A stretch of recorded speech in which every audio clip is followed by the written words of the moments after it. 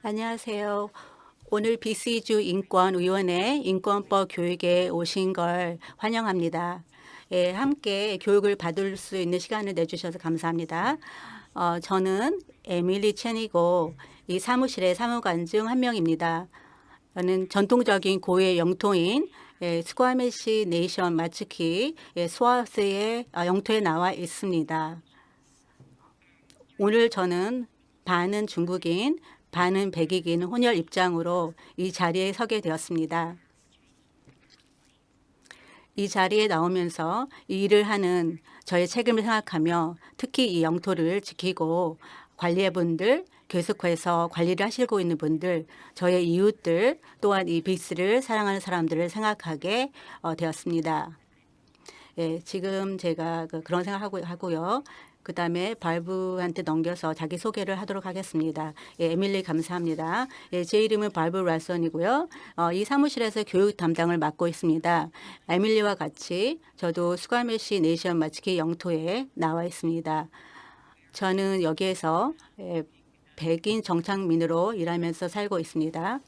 에밀리처럼 생각하고 화합하고 기여할 수 있는 기회가 주어져 감사하게 생각하고 있습니다. 예, 감사합니다. 예, 오늘의 교육을 진행하면서 저희가 질문을 하면 잠깐 멈추어서 본인이 대답에 대해 생각해 보십시오. 예, 첫 번째 질문으로는 잠깐 생각해 보시면 이 교육을 통해 한 가지 배우고 싶은 것은 이제 무엇일까요? 예, 그거를 생각해 보시고 진행하는 동안 생각해 보시길 바랍니다.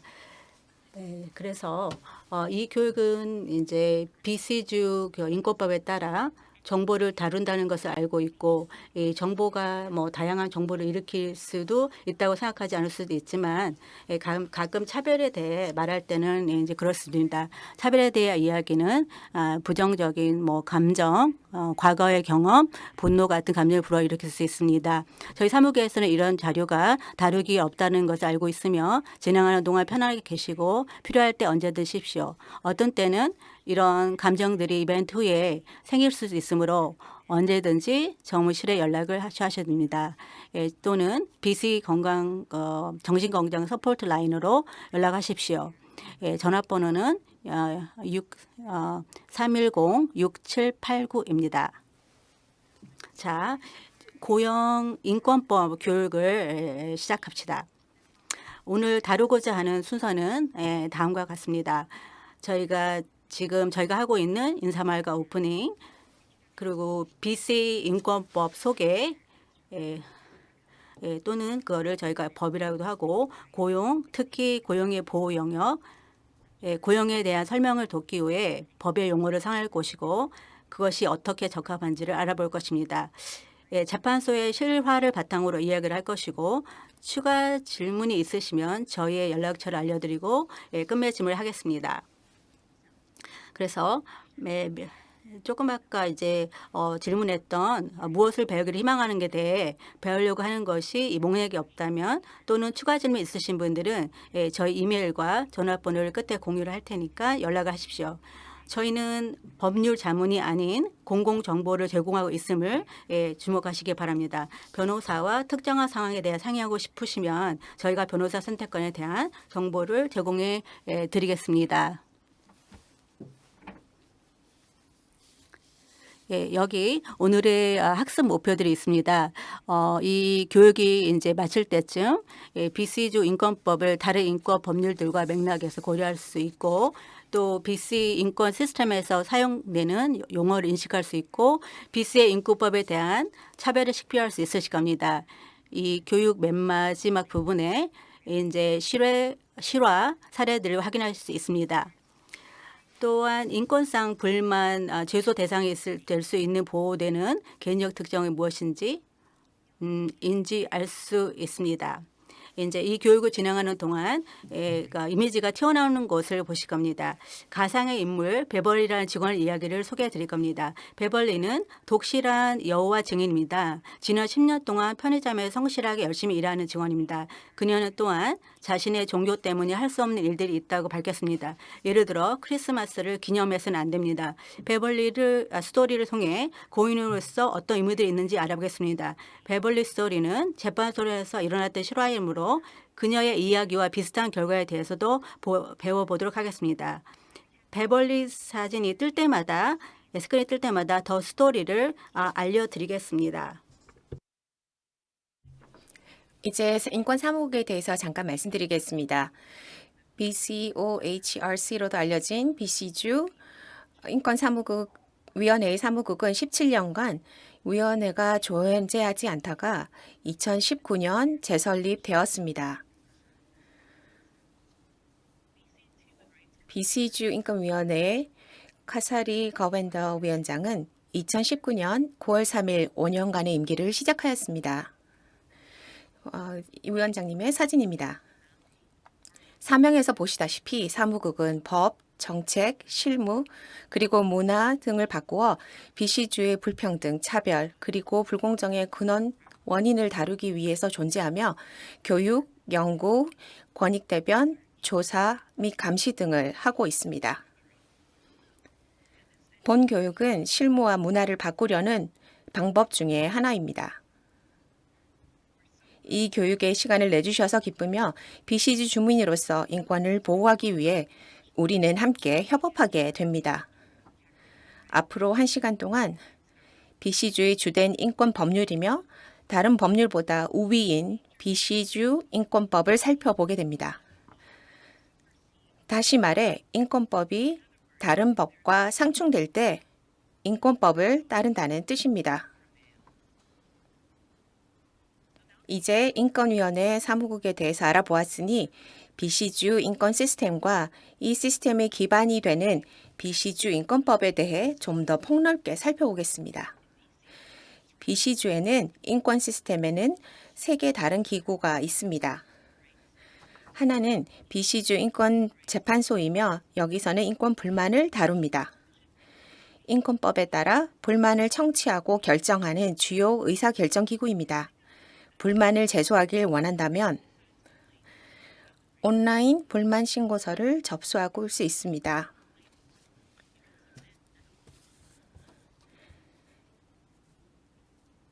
BC주 인권 클리닉은 인권재판소에 제소하는 사람들에게 법률 조언과 대리를 해줍니다. 인권법을 여기서 그림에서 2번째이고요. 인권법을 전문으로 다루는 변호사이며 매주 월요일 변호사로부터 30분 무료 상담을 받을 수 있습니다. 마지막으로 3번은 BC주 인권위원회 사무국입니다. 여기서는 체계적인 차별 문제를 다루며 인권 향상과 보호에 힘쓰고 있습니다. 잠깐 다음을 들으면서 생각해 봅시다. 베벌리가 고용주에 대해서 인권 불만이 있다면 누구를 찾아가야 할지 잠시 생각해 보시죠.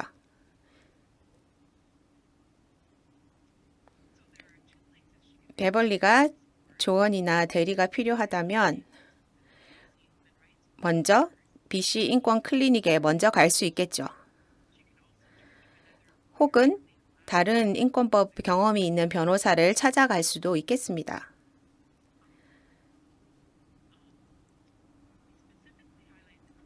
특히 클리닉을 강조하는 이유는 거기서 제공하는 서비스가 무료이며 인권에 관해 특화되어 있는 서비스이기 때문입니다.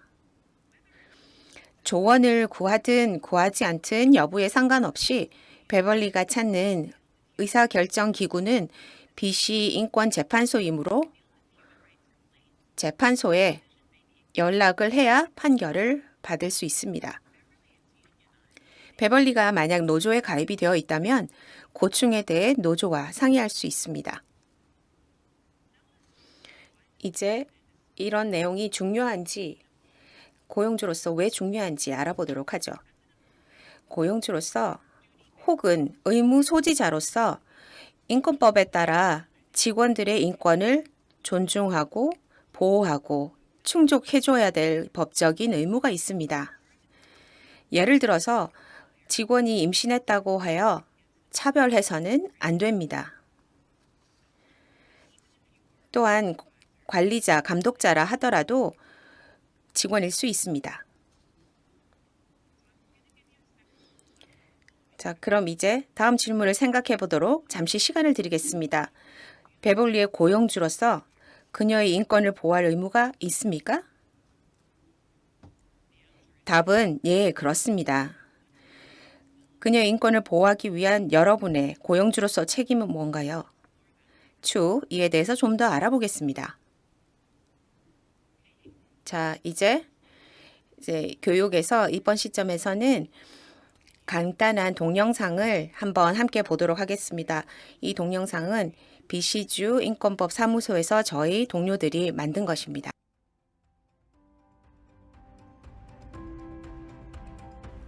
우리는 각기 다 다릅니다. 다른 배경과 신념, 당신이 누구인지 정확히 알 수도 있고, 이제 막 그 여행을 시작했을 수도 있습니다. 핵심은 당신은 인간이라는 것입니다. 세상에 존재하기에 그저 존재함으로써 당신에게 기본권이 부여됩니다. 그건 당신의 인권입니다. 모든 인간, 그러니까 당신의 자녀, 이웃, 난민, 농부 모두가 가지는 같은 권리입니다.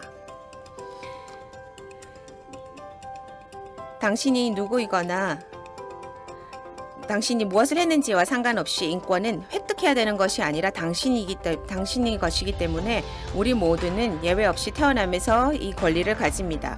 인권은 기본 국제적, 헌법적, 그리고 법적 세 단계에서 존재합니다. 교육권, 식량권, 주거권 들어보셨을 겁니다. 이는 국제 인권입니다. 전 세계 각 개인에게 적용되며 세계 인권 선언에 명시되어 있습니다. 또한 캐나다 특유의 권리도 있습니다. 이는 헌법이 권리 자유 헌장에서 보호해줍니다. 거기에는 투표권, 평등권, 그리고 표현의 자유가 포함됩니다. 이 권리 모두는 정부가 어떻게 사람들을 대해야 하는지 구술하고 있습니다. 하지만 세 번째가 있습니다. 법적 특정한 상황에서 사람들이 서로 어떻게 대해야 하는지를 규정하는 법인데 정당한 이유가 있지 않은 한 이 법은 다른 사람들이나 단체로부터의 차별로부터 당신을 보호해주고 있습니다. 예를 들어 화장실을 찾는다면 안전하게 느끼고 사용할 수 있는 것이 있어야 합니다. 의료 도움을 받으려 한다면 의사 진료실 안으로 들어갈 수 있어야 합니다. 구직을 위해 면접을 본다면 임신했기 때문에 거부당해서는 안 됩니다. 임대할 집을 찾고 있다면 인종 때문에 거절당해서는 안 됩니다. 브리티시 콜롬비아로 알려진 땅에 사신다면 BC 인권법이 당신의 권리를 보호합니다. 이 법은 보호막이며 도움과 정의를 구하는 도구입니다. 고용, 주거, 그리고 상점, 식당과 같은 서비스 분야에서 당신을 보호해 주는 것입니다. 집주인, 직장 상사 혹은 서빙 직원 등이 어떤 특성 혹은 이유에 근거해 당신을 차별할 수 없다는 뜻입니다. 성표현, 능력, 가족관계, 나이, 종교 이런 것들이 되겠지요. 인권법은 우리 모두가 그런 것처럼 당신에게 권리가 있으므로 지원하는 것입니다. 그리고 우리 모두 책임이 있는 것입니다. 타인의 권리를 존중하고 차별을 식별하고 부당함에 맞서 공개적으로 말하는 것 모두 함께 인간의 위험, 존중, 그리고 아름다움을 지키기 위해서입니다.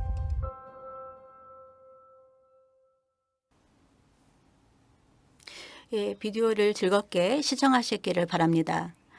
저는 이 비디오를 여러 번 보았고 볼 때마다 뭔가 다른 거를 떠올리게 했습니다.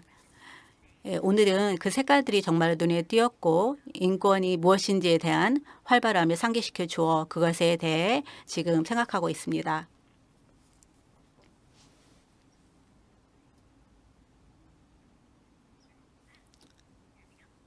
네. 그래서 이제 비디오에서 논의된 세 가지 레벨의 인권법에 대해 이야기해 봤습니다. 아마 종종 인권과 같은 이제 다른 종류의 이제 권리에 대해서 들어본 적이 있었고 이 비디오에서 이제 세 가지 그 레벨에 대해서 얘기를 이제 했습니다. 첫 번째는 이제 국제법인데요. 이제 세계 인권 선언과 같은 주정부 또는 이제 정부와 개인 간의 관리를 이제 관리합니다. 그들은 정부법 포함되지 않는 집행할 수 없습니다. 다음은 헌법으로 캐나다의 권리와 자유 헌장과 같습니다. 정부와 개인과의 관계를 통제하고 언론의 통제, 자유와 평등에 관한 권리와 같은 시민적, 정치적 권리를 포함합니다. 이제 마지막으로 BC의 인권법과 같은 법률이 이 교육에서 우리가 이제 법률에 대해 이야기를 할 때 우리는 BC의 인권법규에 대해서 이야기하고 있습니다.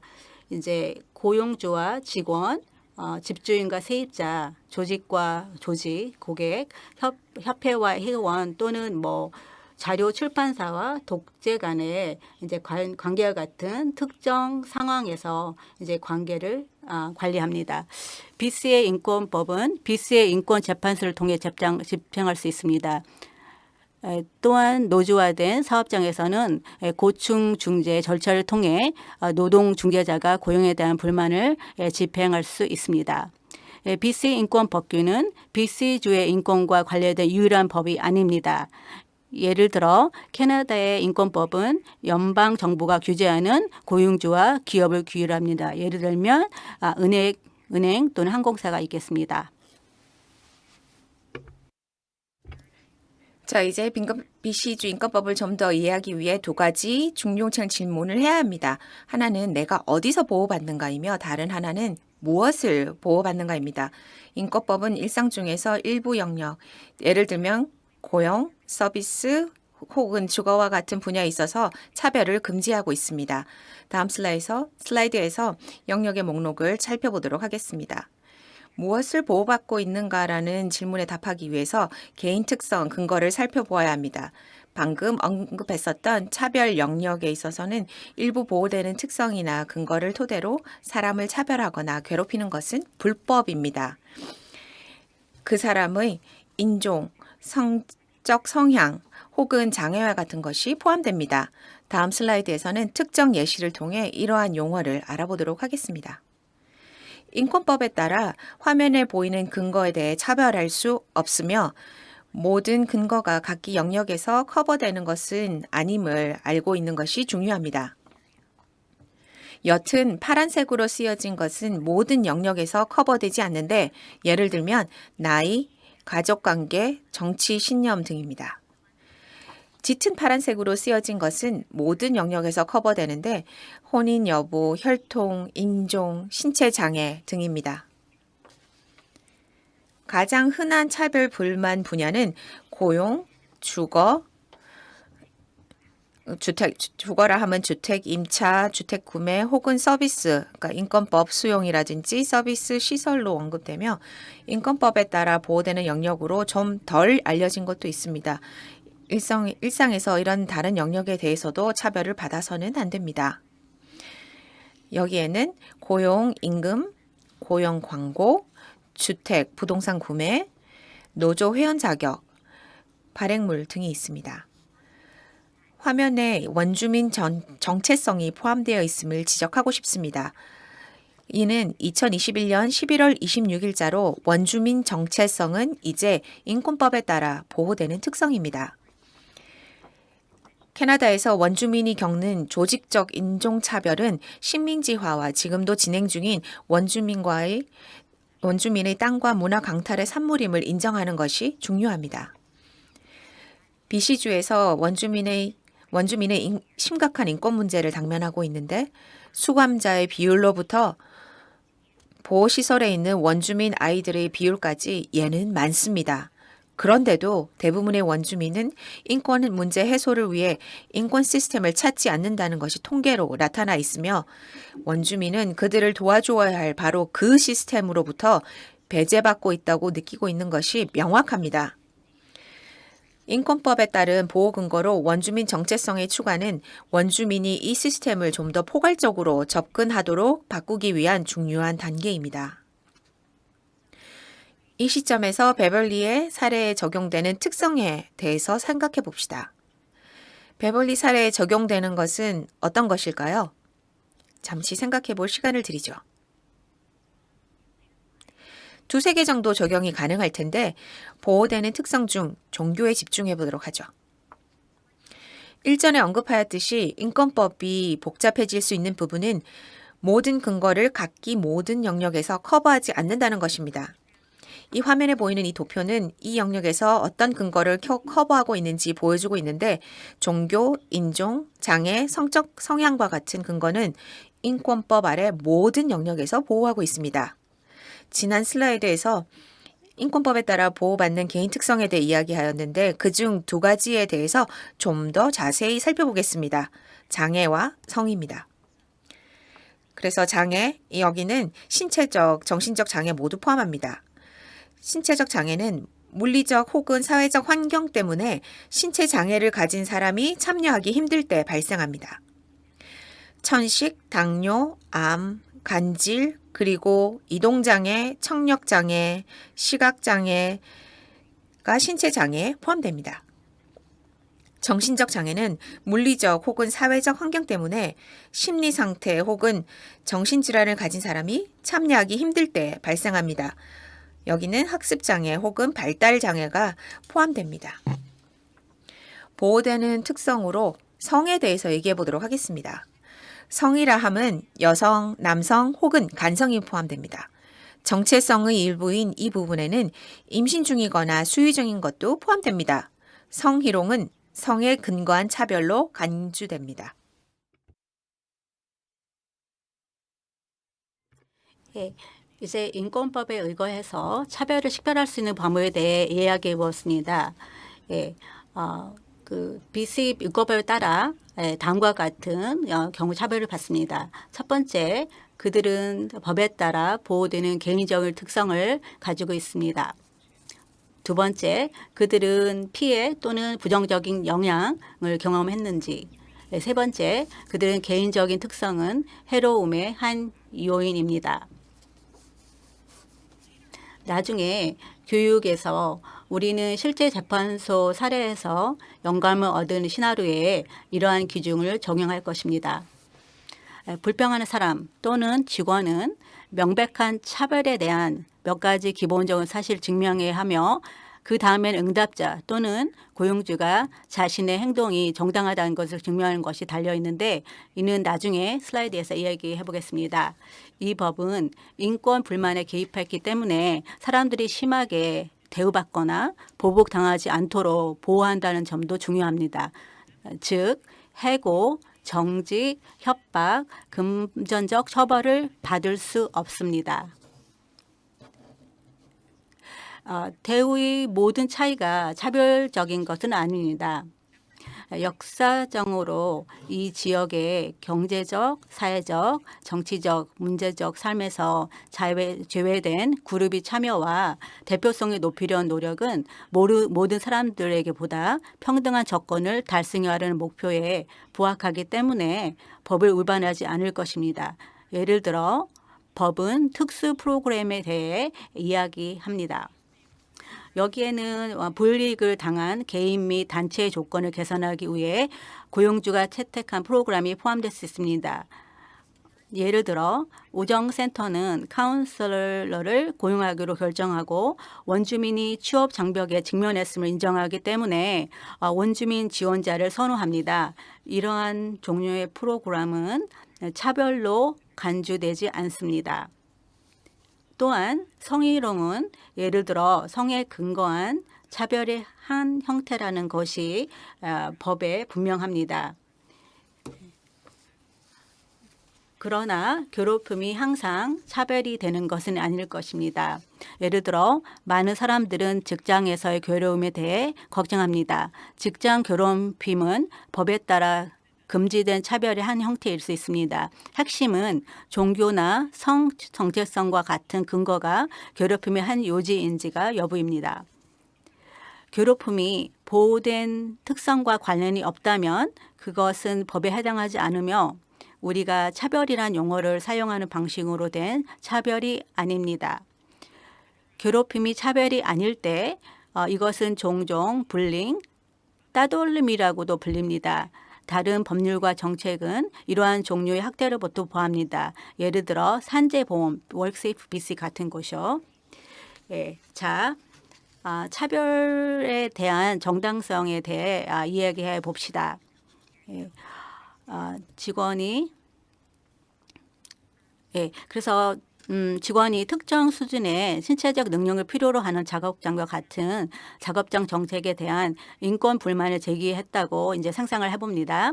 이런 일이 발생하면 고용주는 세 단계 테스트의 세 단계를 모두 충족했음을 보여줌으로써 설정한 정책을 정당화할 수 있습니다. 첫 번째 단계는 고용주가 그 정책을 직업의 요구 사항에 맞추는 일반적인 목적 사이에 합리적인 연관성이 있음을 입증해야 한다는 것입니다.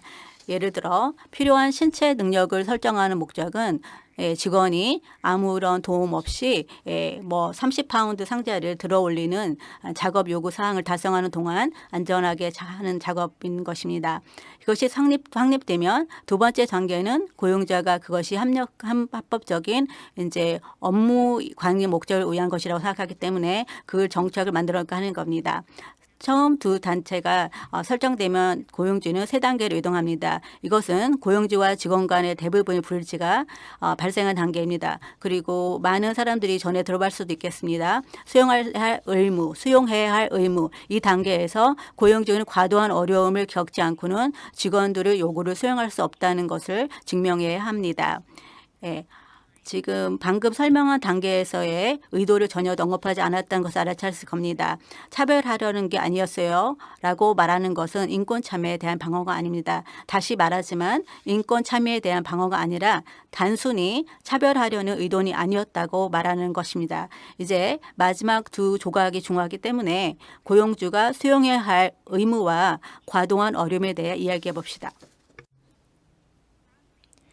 대략적으로 수용 의무라 함은 직원에 대해 차별이 발생하지 않도록 하기 위해서 고용주가 취해야만 하는 조치를 뜻합니다. 수용 의무 중에 중요한 두 요인에 대해 얘기해 보겠습니다. 첫 번째 요인은 직원이 모두 동등하게 참여할 수 있도록 고용주가 장벽을 제거하려는 합리적인 노력을 해야 한다는 것입니다. 직원의 기도 시간을 맞추기 위해서 근무 시간을 조정하는 경우가 있겠고, 같은 회사 안에서라도 어떤 일을 위한 수용이 다른 일을 위한 수용에게는 맞지 않을 수 있습니다. 수용은 항상 개별적으로 평가해야 합니다. 그럼 고용주는 직원이 수용이 필요하다는 것을 어떻게 알 수 있을까요? 두 번째 요인인 질문할 의무입니다. 직원이 근무 실적이 나빠지기 시작하고 장애와 같은 보호받는 특성 때문에 야기되었다고 믿을 만한 근거가 있다면 고용주는 질문해야 할 의무가 있습니다.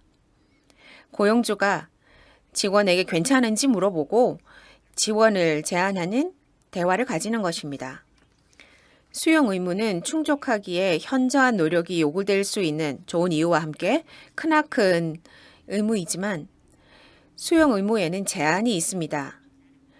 고용주의 노력이 과도한 부담의 시점에 이르렀다는 것을 증명해야 합니다. 자, 그럼 과도한 부담에 대해 얘기해 보죠. 과도한 부담이라고 함은 고용주가 합리적으로 할 수 있는 모든 것을 하였으며 더 이상 기대하는 것은 불합리하다는 시점입니다. 고용주가 과도한 부담의 시점에 이르렀는지 결정하는 여부는 수용이 너무 안전치 못하거나 직장에 과한 지장을 미치거나 혹은 너무 비용이 높은지의 여부입니다. 과도한 부담에 이르는 것은 관련된 정황과 사람에 따라 매번 다릅니다. 하지만 보편적으로 자원이 더 많은, 더 큰 조직에 대해서는 더 높은 기대치가 있습니다. 예를 들어 수용을 이야기할 때 고용주가 직원의 기도 시간을 위해 근무 시간을 조정하거나 수용을 이야기를 기억하실 겁니다.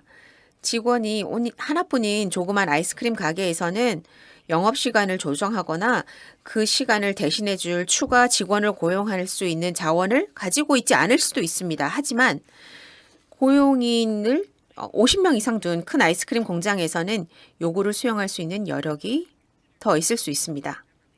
자, 그러면 베벌리 경우를 살펴보죠. 고용주로서 할 수 있는 것은 모두 다 하였으며 더 이상 하는 것은 고용주에게 불합리하다고 가정하고 그녀의 업무가 그녀의 종교적 신앙을 거스르는 것이라면 업무를 조정해 줄 의미가 있습니다. 수용에는 어떤 게 있을까요? 오늘 교육 말미에 베벌리 이야기와 관련된 특정 사례 판결을 살펴보도록 하겠습니다.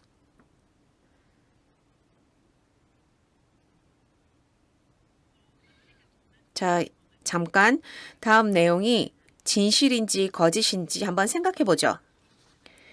고용주에게 비용이 발생한다면 고용주는 직원을 수용할 필요가 없다? 진실 아니면 거짓? 답은 거짓입니다. 직원을 수용하기 위해 고용주가 지출하는 금액은 고용주가 얼마나 크고 자원이 풍부한지와 같은 여러 가지 요인에 달려 있지만 법은 명확합니다. 고용주는 직원을 수용하기 위해 일부 금전적 지출을 하리라 기대합니다. 자, 그러면 사례에 넘어가기 전에 인권법에 대한 마지막 설명은 구제책입니다. 인권법의 구제책의 목적은 처벌이 아니라 차별이 발생하지 않았더라면 차별받은 사람이 있어야 할 상태로 회복시켜주고 다시 차별이 발생하지 않도록 예방하는 것입니다. 고용주가 인권법을 위반하였다고 재판소가 판단하면 고소인은 구제를 받을 권리가 있습니다. 예로서 장애를 근거로 직원을 과도한 부담에 이를 정도까지 수용하려 노력을 하지 않아 차별이 발생했다고 재판소가 판단하면 재판소는 적절한 구제책을 결정할 수 있습니다. 자, 그러면 어떤 구제책이 가능한가요? 재판소가 내릴 수 있는 구제책의 종류는 인권법에 명시되어 있습니다. 재판소는 각 사건에 대해서 어떤 구제책을 명령할 것인지 결정할 수 있습니다. 불만에 대해 금전적 보상이 포함되는데 예를 들면 임금 손실, 존엄성, 감정 및 자존감에 대한 상처에 대해서 받을 수 있습니다. 구제책은 또한 차별이 계속되지 않기 위해서 체계적인 것일 수 있는데 예를 들어 고용주가 특정 사례에 대해 발생한 차별이 지속되는 것을 예방하도록 정책, 절차, 교육 등을 도입하도록 명령하는 겁니다. 예로서 성희롱의 경우 존중하는 직장 정책과 성희롱 교육을 도입하도록 명령할 수 있습니다. 재판소의 명령은 법정 명령 같아서 비시주 고등법원을 통해 집행될 수 있습니다. 네, 우리는 이제 특별히 고용 환경에서 차별을 식별하는 주제에 초점을 맞출 것입니다.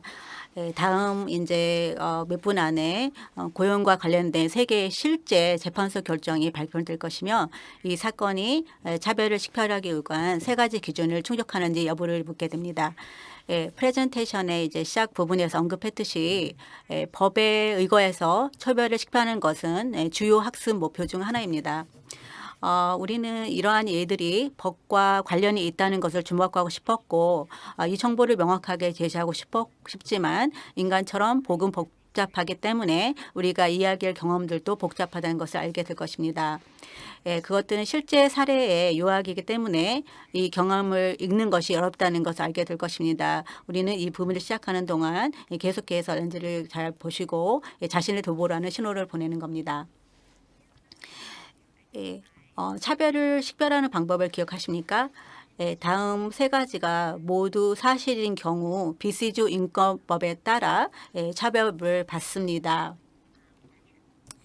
모든 세 개가 다시 사실이라면 그들은 법규에 따라 보호되는 개인적 특성을 가지고 있습니까? 첫 번째고요. 두 번째, 그들은 해롭거나 부정적인 영향을 경험합니까? 세 번째, 그들의 개인적 특성은 피해야 한 요인입니까?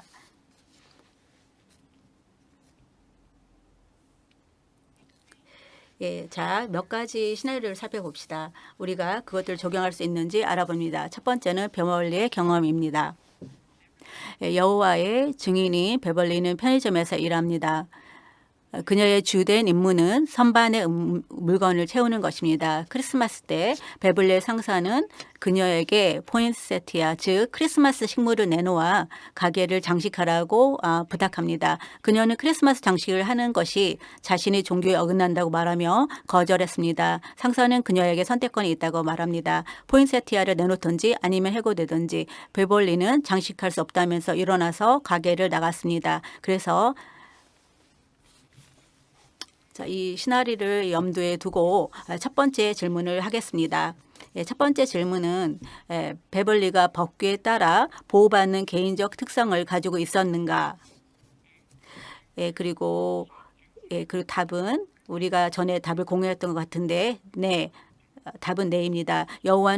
베벌리는 여호와의 증인입니다. 그녀의 종교는 인권법에 따라 보호됩니다. 두 번째 질문, 베벌리가 그들의 고용과 관련해서 해를 입었는가 하는 것입니다.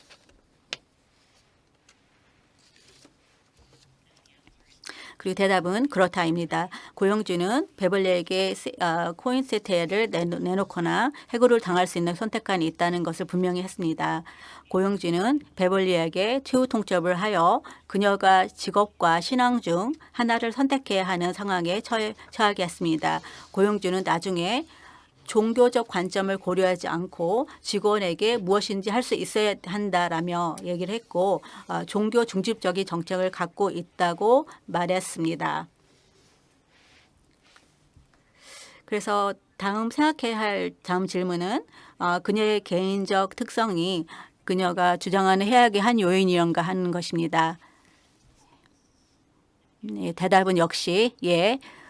고용주는 포인세티아를 내놓거나 직장을 잃는 두 가지 선택밖에 없다고 말했습니다. 그녀는 고용과 신앙 중 하나를 선택할 수밖에 없었고 고용주는 그녀를 수용하려고 노력하지 않았습니다. 두 번째 시나리오로 넘어가겠습니다.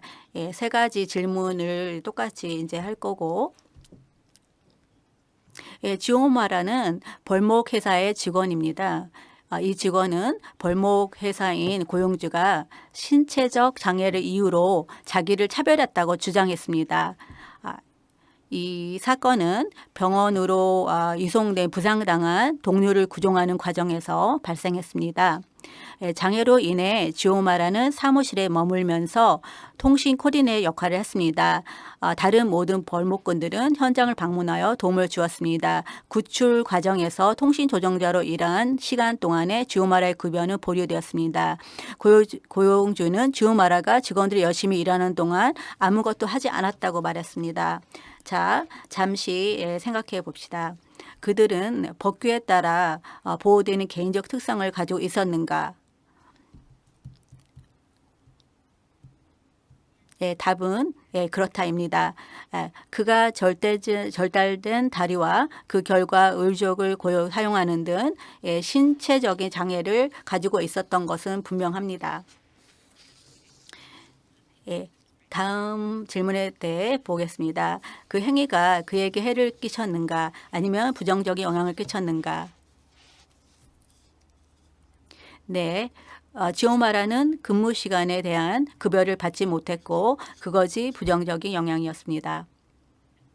마지막으로 그의 개인적 특성은 그들이 주장하는 나쁜 대우, 해악 또는 부정적 영향의 한 요인이었습니까? 대답은 또 이고요. 지오마라는 문제가 된 시간 동안 지불되지 않았습니다.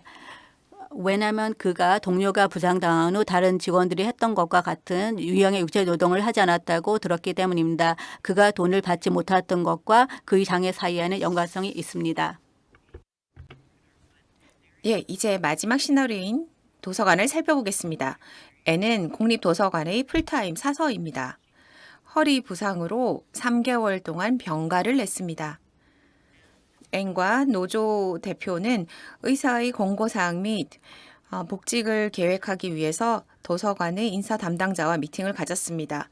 N의 의사는 2주간 2시간 하루 복직을 하고 6주째 말미에는 종일 근무하도록 점차적으로 시간을 늘려갈 것을 권했습니다.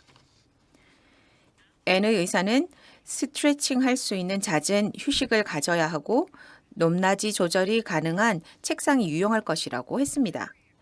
도서관은 N에게 높낮이 조절이 가능한 책상을 제공하고 점진적 복직 일정을 잡기로 동의했습니다.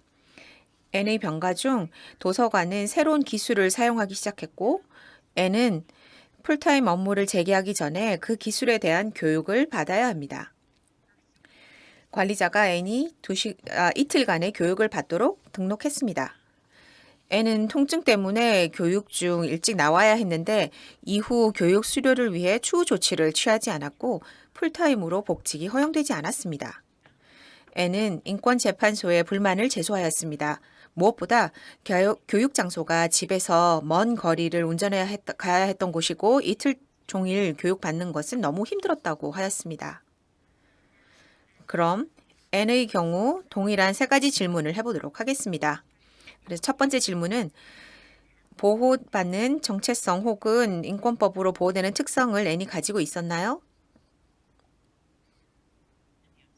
답은 예, 그렇습니다. 장애가 있었습니다. 허리 부상이죠. 그 다음 질문은 N이 직장 환경에서 피해를 당했습니까?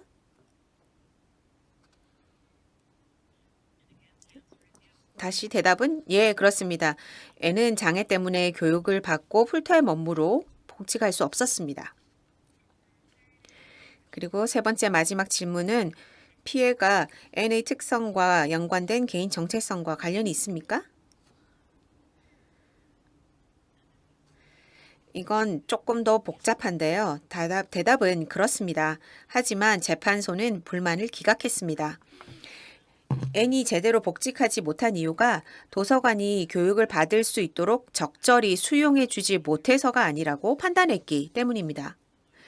도서관은 N의 의사가 준 정보대로 따랐으며 교육에 관련해 N이 제기한 제약은 의사가 제공한 정보에 언급되어 있지 않았습니다. 교육은 근무 요건이며 N은 도서관의 이 요건을 충족하는 데 도움이 될 필요한 추가 조치에 대해서 알리지 않았고 교육 관련 제약이나 한계에 대해서도 의사로부터 추가 정보를 받아서 제출하지도 않았습니다. 이는 심리까지 진행되지 않고 기각 신청이라 알려진 절차 초기에 기각된 사례를 근거로 한 것이라는 점이 중요합니다. 피고는 심리가 진행되지 않고 제소를 기각해 줄 것을 재판소에 신청했습니다. 이 사례의 경우 이 사건이 합리적으로 성공할 가망이 없다고 재판소가 판단하였기 때문에 제소는 기각되었습니다. 이 사건의 경우에는 문제가 아니었으나 상황에 대한 사실에 따라 고용주가 고용인의 필요 수용을 위해 좀 더 자세히 알아봐야 할 의무가 있을 수도 있습니다. 이런 상황에서는 고용주가 N과 그녀의 노조 대표와 이야기를 하고 가능하다면 짧은 간격으로 여러 날에 걸쳐 교육을 받게 한다든지 다른 방법이 있을 것입니다.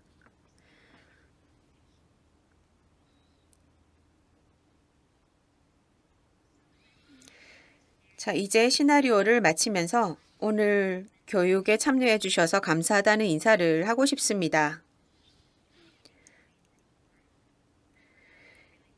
인권법에 대해 이야기를 나누고 배우기 위해서 오늘 시간을 할애해 주셔서 고맙습니다. 화면에 교육 서두에 얘기했었던 학습 목표가 있는데요. 다시 한번 짚어보도록 하죠. BC주 인권법을 다른 인권 법률의 맥락에서 이해할 수 있으며 BC주 인권 체계에 사용되는 용어를 알고 BC주 인권법에 따른 차별을 식별할 수 있으며 인권 불만 제소를 하는데 사용될 수 있는 보호되는 개인 특성이 무엇인지 알 수 있습니다. 차별 없는 BC를 만들기 위해서는 우리 모두 스스로 그리고 타인을 교육하도록 함께 힘을 모아야 한다고 믿고 있으며 이 시간을 빌어 여러분의 참여 선택을 축하드리고자 합니다. 여러분의 귀중한 시간 정말 감사합니다. 언급한 것처럼 슬라이드에 연락처가 있습니다. 문의사항이나 지원이 필요하시면 언제든지 연락하시기 바랍니다. 저희 info@humanrights.ca로 이메일을 보내시거나 1-844-922-6472로 전화 주시기 바랍니다. 감사합니다.